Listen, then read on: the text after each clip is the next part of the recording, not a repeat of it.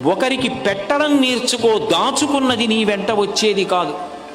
నరసింహశతక కర్తే ఒక మాట అంటాడు, తల్లి గర్భము నుండి ధనము తేడెవ్వడు, వెళ్ళిపోయేడినాడు వెంటరాదు, లక్షాధికారైన లవణమన్నమే కాని మెరుగు బంగారంబు మింగబోడు, విత్తమార్జన చేసి విర్రవీగుట కాని కూడబెట్టిన సొమ్ము కుడువలేడు, పుందుగా మరుగైన భూమి లోపల పెట్టి దాన ధర్మము లేక దాచి దాచి తుదకు దొంగలకిత్తురో దొరలకవునో, తేనెజుంటీ గలీయవా తెరువరులకు, భూషణ వికాస శ్రీధర్మపుర నివాస దుష్ట సంహార నరసింహ దురిత దూరా. తల్లి కడుపులోంచి వచ్చినప్పుడు తెచ్చుకున్నది ఏదీ లేదు. అమ్మ కడుపులోంచి వచ్చినప్పుడు ఎలా వచ్చాడో వెళ్ళిపోయేటప్పుడు కూడా అంతే. ఒంటి మీద ఆఖరణ కప్పినటువంటి నూలు బట్ట కూడా లాగేస్తారు. లాగేసి తీసుకెళ్ళి కట్టెల మీద పడుకోబెట్టి వెలిగించేస్తారు.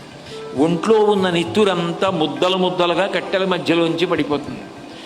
ఒంట్లో ఉన్నటువంటి మాంసం అంతా కాలిపోతుంది. తల వెంట్రుకలు మొదలైనవన్నీ ఊడిపోయి గాలికి ఎగిరిపోయి చెట్ల మొదట్లలోకి వెళ్ళిపోతాయి. ఎముకలు ఊడి మెల్లిమెల్లిగా కింద పడిపోతే కొడుకు అస్థి సంచయనం చేసి తీసుకెళ్ళి గంగా నదులలో కలిపేశాడు. ఏది మిగిలింది?